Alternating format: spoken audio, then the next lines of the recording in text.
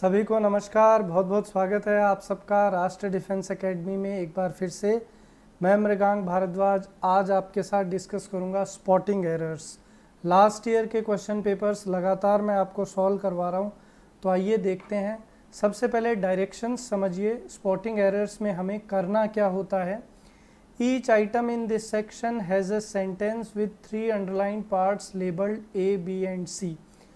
जब भी spotting error का कोई क्वेश्चन आपको नज़र आएगा तो उसमें आपको अंडरलाइन किए रहेंगे पार्ट्स A, B और C के नाम से।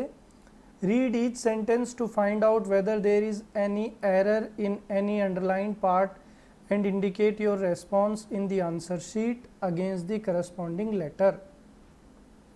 जो अंडरलाइन पार्ट है उसको आपको चेक करना है कि ग्रामेटिकली उसमें कोई एरर तो नहीं है, और अगर एरर है तो उसको A, B और C मार्क करना है।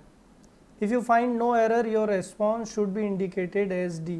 अगर आपको लगता है कि कोई भी एरर नहीं है तो आपका आंसर क्या हो जाएगा, no error. That means option D। और नो एरर भी आंसर हो सकता है, इसलिए आपको ज़बरदस्ती एरर निकालना नहीं है। ये चीज़ आपको बहुत ध्यान रखनी है, क्योंकि अक्सर स्टूडेंट्स क्या करते हैं, एरर का क्वेश्चन सॉल्व करने बैठते हैं तो उनको लगता है कि एरर तो होगा ही, बट ऐसा नहीं है। नो एरर भी आंसर बन सकता है।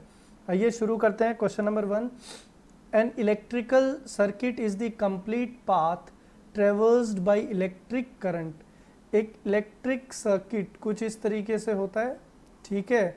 तो एक इलेक्ट्रिक सर्किट जो है वो कंप्लीट पाथ है, पूरा रास्ता है जो ट्रेवल किया जाता है इलेक्ट्रिक करंट के द्वारा, ठीक है। इलेक्ट्रिक करंट उसमें ट्रेवल करता है।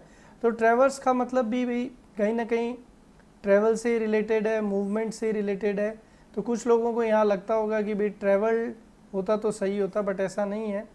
It is also related to movement and therefore in this particular sentence our answer is no error. That means option D. आगे चलते हैं। He waved us a bye-bye as he boarded the train which disappeared into the tunnel। यहाँ पे sentence का meaning ये है कि उसने हमारी तरफ हाथ हिला के हमें बाय बाय कहा जब वह ट्रेन में चढ़ा, जो कुछ समय टनल के अंदर, टनल मतलब सुरंग में क्या हो गई, गायब, क्योंकि टनल में घुसी होगी ट्रेन तो वो आपको धीरे धीरे दिखना बंद हो गई, यानी कि गायब होगी। अब यहाँ पे ध्यान दीजिए, as he boarded the train नहीं आएगा, as he we can say as he board. यहाँ पे बोर्डेड नहीं आएगा, यहाँ पे क्या आएगा, board. He waved us a bye bye as he board the train. जैसे ही वो ट्रेन में चढ़ा उसने हमारी तरफ हाथ हिला करके हमें अलविदा कहा। अब कुछ स्टूडेंट्स को यहाँ पे लगेगा कि बाय बाय होना चाहिए था, बट बाय बाय नहीं होगा, क्या होगा, बाय बाय।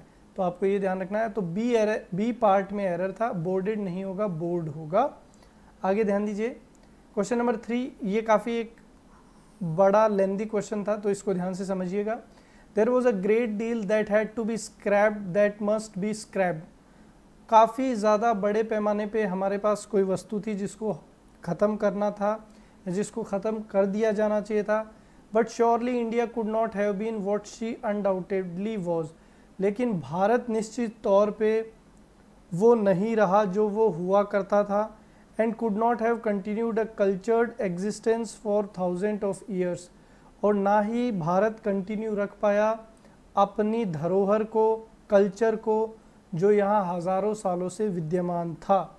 तो यहाँ पे ध्यान दीजिए, there was great deal that had to be scrapped. यहाँ पे देयर वॉज ग्रेट डील नहीं होगा, there was a great deal of. तो जो करेक्ट फ्रेज होती है वो होती है अ ग्रेट डील। तो यहाँ पे ए पार्ट में एरर हो गया, ठीक है। ग्रेट डील की जगह क्या लिखना पड़ेगा, there was a great deal. आगे देखिए। क्वेश्चन नंबर 4 भी काफ़ी लेंदी है, तो ध्यान से समझिएगा।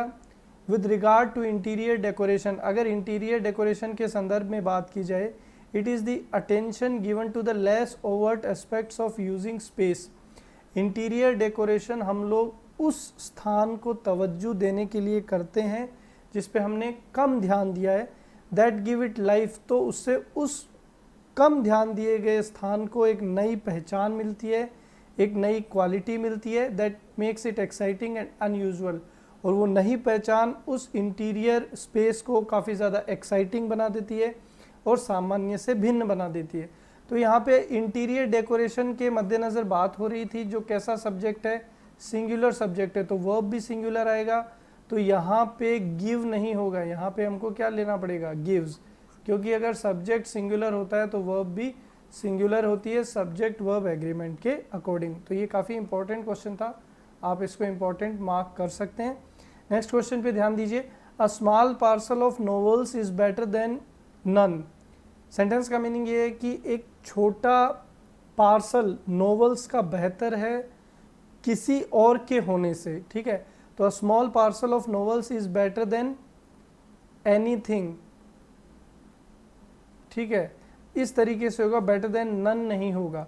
तो अ small parcel of novels is better than anything. तो इस तरीके से ये था। तो जुड़े रहिए, सीखते रहिए और चैनल को सब्सक्राइब करना ना भूलिए, ताकि नेक्स्ट वीडियो का नोटिफिकेशन आपको सबसे पहले मिले। जय हिंद, जय भारत।